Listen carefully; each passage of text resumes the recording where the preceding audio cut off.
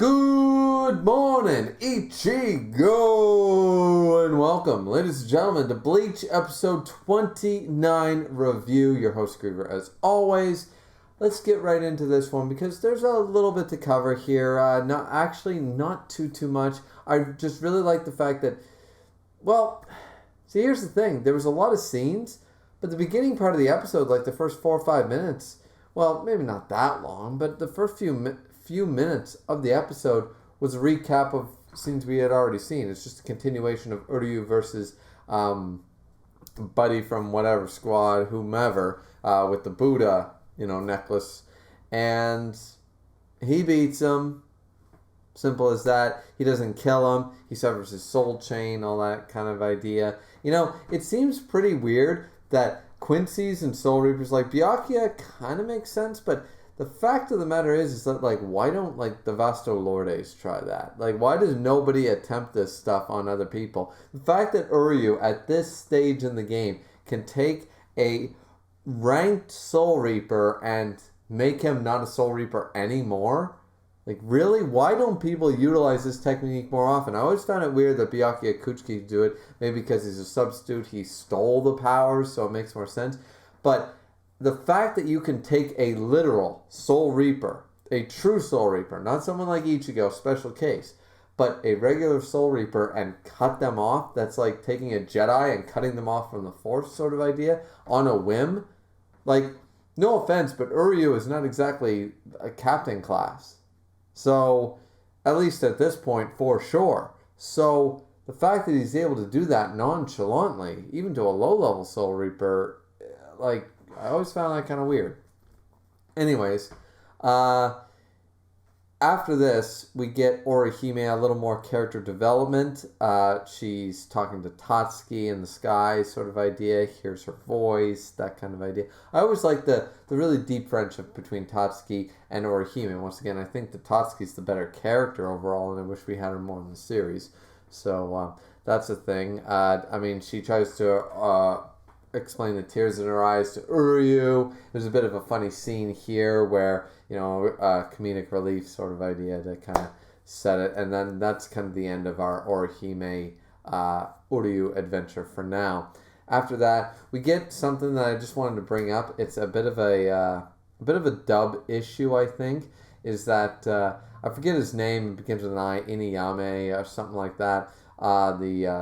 The dude usually in charge with the glasses, you never see his eyes, of Squad 4, sending out a unit, and he says Captain himself over and out. Now, is he talking to Unohana, and it's just a really badly paced line that he delivers? Because the way he makes it sound in the dub is Captain Inumana over and out, because he says, this is Unumana, and then, or whatever his name is, and then it's Captain Inumana over and out. It's not like something Captain Unaana over and out. There's no pause between the captain part. So I don't know if that's a dub issue, if it's just poor delivery and nobody double checked it, if he meant to say squad leader or something like that instead of captain.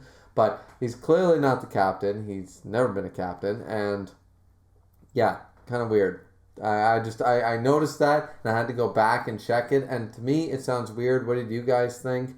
It's about 5-6 minutes into the episode, so let me know if you guys are watching along with me.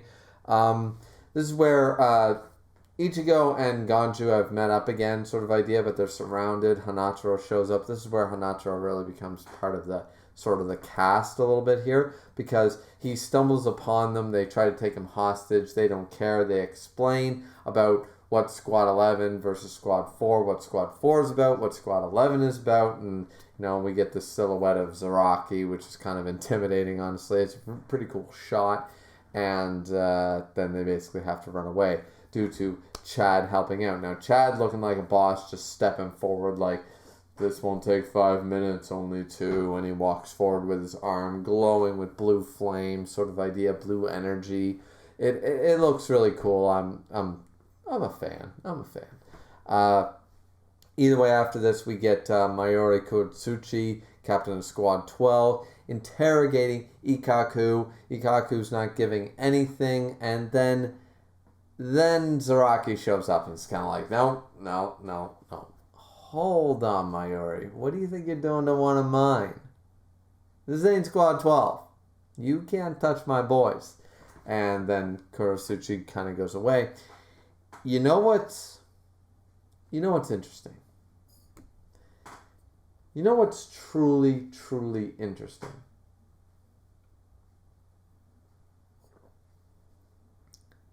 Is the nurse. This is the Squad 4 relief station.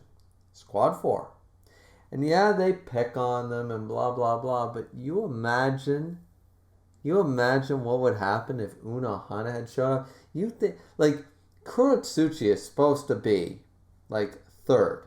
It goes Kisuke, Aizen, Kurosuchi. That's usually the ranking that most people give. That's the ranking I would just state, like, discounting other characters. But that's, if you wanted to say who's the smartest characters in Bleach, it would go Kisuke first, Aizen second, Kurosuchi third, right?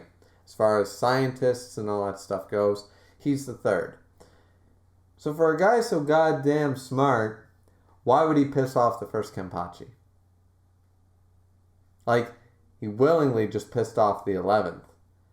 But you imagine, like, if he had hurt that nurse?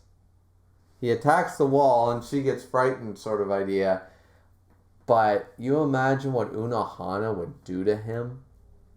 Like Kurosuchi's supposed to be intelligent here. Did he make sure, sort of idea? Like, Unohana's on the other side of the stairs. Okay, I got 15 minutes. Let's do this before she finds out. Like, is that what he did? Because he seems to be all cocky and arrogant towards people below him. But the moment another captain intervenes, like Zaraki shows up like, crush, no. And he gets pissed and then just leaves. But imagine if Unohana had caught him. This is her station. Her barracks. You know, like, for a guy supposed to be so smart, you're being pretty... That was ballsy. That was really ballsy. Like, his head would have rolled pretty quickly, as far as I'm concerned. Like, we've seen her being intimidating when she's not known as the first Kenpachi, which is just like, you guys will not do something like that again, will you? And it's like the chill that washes over, the bloodlust they can feel. They feel some type of dread. Like, it's throughout the series up until we get the reveal, but why would you try to piss off Unohana? And that's exactly what Kurosuchi was going for here, it seems. Like, sorry, man, I don't care how much of a cyborg body you're working with here. Even Frankie, it's kind of like Robin with the whole, sort of idea. You guys will know what I mean if you read One Piece. I don't care how much cybernetics you got going on there. There's nobody in the Gotei 13 not scared of Unohana. So, yeah.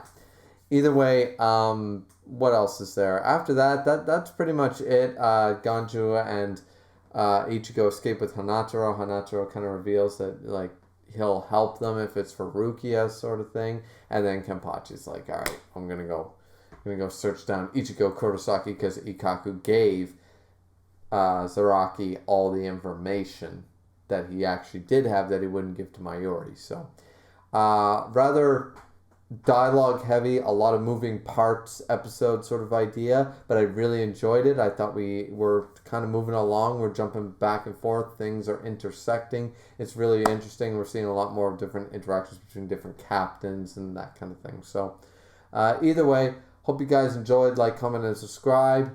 We'll be back here for episode 30. See you guys next time. Peace out.